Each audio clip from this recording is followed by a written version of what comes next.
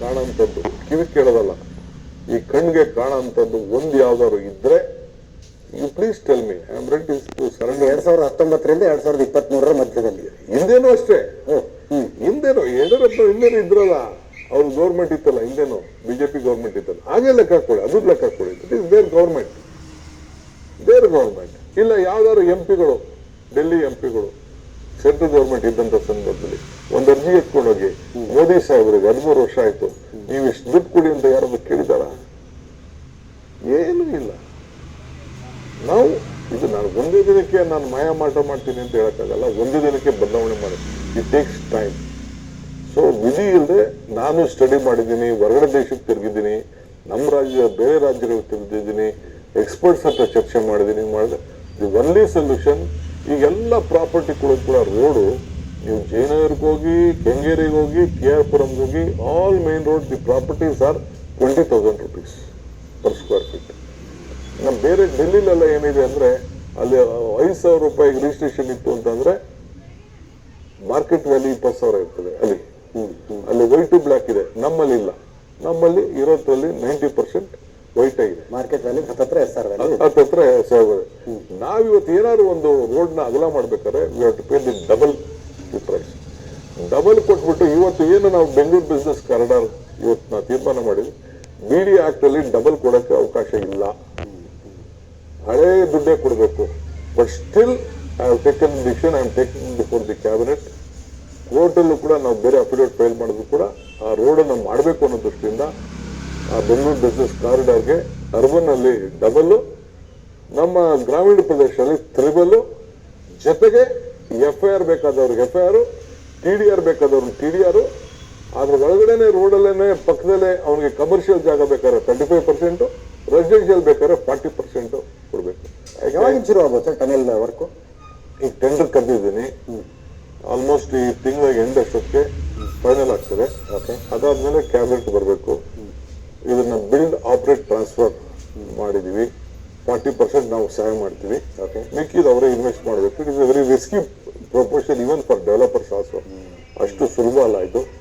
Traffic ಏನೇನಾಗ್ತದೆ ಅಂತ ಅಂದ್ಬಿಟ್ಟು but ಬಹಳ ಜನ ಮುಂದೆ ಬಂದಿದ್ದಾರೆ. ನೋಡೋಣ, ಲೆಟ್ ಅಸ್ ಸಿ. ಎಷ್ಟು ಡ್ಯೂರೇಷನ್ ಮುಗಿಸಬಹುದು? ಈಗ ಅದು 4 ವರ್ಷ ಬೇಕು. ಯಾಕೆ 4 ವರ್ಷ ಬೇಕು ಅಂದ್ರೆ ಶುರು ಮಾಡ್ಬೋದಾಯ್ತು. ಈ ಟನಲ್ ಬೋರಿಂಗ್ ಮಿಷಿನ್ ಇದೆಯಲ್ಲ, ನಾವು ಚಿಕ್ಕದು ಹೇಳಿಲ್ಲ, ನಾವು 14 ಮೀಟರ್ ಅಂದ್ರೆ 13 ಮೀಟರ್ ರೋಡ್ನೇ ಆಗ್ಬೇಕು ಒಳಗಡೆ. ಅದು ಎಕ್ಸ್ಟ್ರಾ 1 ಮೀಟರ್ ಆಗ್ತದೆ. 14 ಮಿಷಿನ್. ಅವನು ಆರ್ಡರ್ ಕೊಟ್ರೆ, ಯಾರಿಗೆ ಆರ್ಡರ್ ಸಿಗ್ತದೆ ಅವನಿಗೆ 1.5 ವರ್ಷ ಟೈಮ್ ಬೇಕು ಆ ಮಿಷಿನ್ ತರಬೇಕಾದ್ರೆ. ಇದು ಕಟ್ ಅಂಡ್ ಕವರ್ ಅಲ್ಲ, ಇದು ಒಳಗಡೆ ಟನಲ್ ಬೋರಿಂಗ್ ಮಾಡ್ಕೊಂಡು ಹೋಗುವಂತದ್ದು. ಇದು ಆ ಮಿಷಿನ್ ಮಾಡಿದಂಗೆ ಸ್ವಲ್ಪ ದೊಡ್ಡ ಪ್ರಮಾಣ. ಮೊದಲು ಚೈನಾಯಿಂದ ಮಿಷಿನ್ಸ್ ಎಲ್ಲ ಇತ್ತು, ಈಗ ಚೈನಾಗೂ ನಮ್ಮ ಕೂಡ ಫೈನಾನ್ಷಿಯಲ್ ಸ್ಟ್ರೆಂತ್ ಇದೆ. ಡೆಲ್ಲಿ ನೋಡಿದ್ದೀನಿ, ನಮ್ಮ ಆಫೀಸರ್ಸ್ ಎಲ್ಲ ಕರ್ಕೊಂಡು ನಾನು ಡೆಲ್ಲಿ ಹೋಗಿದ್ದೆ. ಅವ್ರ ಕಲೆಕ್ಷನ್ ಎಷ್ಟಿದೆ ಗೊತ್ತಾ? 2,000 ಕೋಟಿ. ಯಾರು ಮಿಸ್ಯೂಸ್ ಮಾಡಿದಾನ, ಯಾರದಕ್ಕೆ ವಾರಸ್ತಾರು ಏನು ಅಂತೇಳಿ ಟ್ರಾನ್ಸ್ಪರೆಂಟ್ ಮೂಡಲ್ಲಿ ನಾವು ತೆಗೆದುಕೊಂಡು ಬಂದಿದ್ದೀವಿ. ಸೊ ಇವತ್ತು ಏನ್ ನಾವು ತೆಗೆದುಕೊಂಡು ಈಗ ಮಾಡಿದಂತ ತೀರ್ಮಾನ, ಮೋದಿ ಸರ್ಕಾರ ನಮ್ಮ ಅಧಿಕಾರಿಗಳನ್ನ ಕರೆಸಿ you have done revolution work ಅಂತೇಳಿ ಅವ್ರಿಗೆ ಅವಾರ್ಡ್ ಕೊಟ್ಟು ಕಳಿಸಿದ್ದಾರೆ. ಯಾವಾಗ? 4 ತಿಂಗಳ ಹಿಂದೆ, 4 months. ನಾವು ನಿಮ್ಮ ಪಬ್ಲಿಸಿಟಿ ಈಗ ಮಾಡಕ್ ಹೋಗ್ತಾರ, ನಾವು ಮಾಡ್ಬೇಕಲ್ಲ, ಮಾಡ್ತೀವಿ. 4 months ಹಿಂದೆ you have done a best drive, a model to the country ಅಂತೇಳಿ ತೀರ್ಮಾನ ಮಾಡಿ ಕಳಿಸ್ಕೊಟ್ಟಿದ್ದಾರೆ. ಈ ರೀತಿ ನಾವು ತೀರ್ಮಾನ ಮಾಡಿದ್ವಿ. ಇದು ಬೆಂಗಳೂರು ನಗರದ ಕಾರ್ಪೊರೇಷನ್ ನಲ್ಲಿ, ಈ GBA ನಲ್ಲಿ ಮಾಡ್ತಾ ಇರೋಂತ ಒಂದು ತೀರ್ಮಾನ. ಈಗ ದುಡ್ಡಿಲ್ಲ ಅಂತ ನೀವು ಹೇಳ್ತಾ ಇದ್ರಿ. ಈಗ ಟ್ರಾಫಿಕ್, ಬೆಂಗಳೂರು ಟ್ರಾಫಿಕ್ ಅಲ್ಲಿ 2008ರಲ್ಲಿ 8ರಲ್ಲೋ ಏನೋ ಅವ್ರು ನೋಟಿಫಿಕೇಶನ್ ಮಾಡಿದ್ರು, ಪೆರಿಫೆರಲ್ ಬೆಂಗಳೂರು ಅಂತ.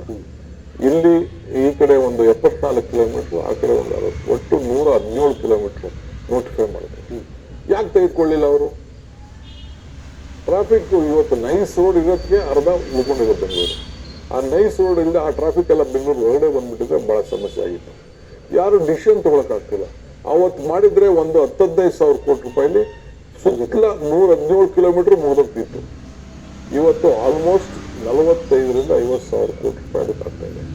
27 ಸಾವಿರ ಕೋಟಿ ರೂಪಾಯಿ ಬೆಂಗಳೂರು ಬಿಸ್ನೆಸ್ ಕಾರಿಡಾರ್ ಮೇಲ್ಗಡೆ ಅಪ್ಪರಿಸೋದಕ್ಕೆ ಈಗಾಗಲೇ ನಾನು ಲೋನ್ ತಗೊಂಡಿದ್ದೀನಿ. ಅದಕ್ಕೆ ಏನೋ ಸ್ಕೀಮ್ ತೆಗೆದುಕೊಂಡಿದ್ದೀನಿ, ಅದ್ರ ಬಗ್ಗೆ ಬೇಕಾದ್ರೆ ಡೀಟೇಲ್ ಕೇಳಿ ನಾನು ಹೇಳ್ತೀನಿ. ಆ ರೋಡು ಇನ್ನು 2 ವರ್ಷ ವರ್ಷದೊಳಗೆ ಆ ರೋಡನ್ನು ಕಂಪ್ಲೀಟ್ ಮಾಡಬೇಕು ಅಂತ ಮಾಡಿದ್ವಿ.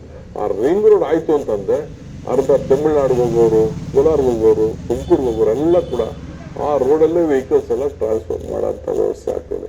ಈ ಬೆಂಗಳೂರು ನಗರದಲ್ಲಿ ಈಗ ಅವನು ಯಾರೋ ಒಬ್ಬ MP ದುಡ್ಡು ಮಾಚಕ್ಕೆ ಟನಲ್ ಮಾಡ್ತಾ ಇದ್ದಾರೆ ಅಂತ ಹೇಳ್ತಾರೆ.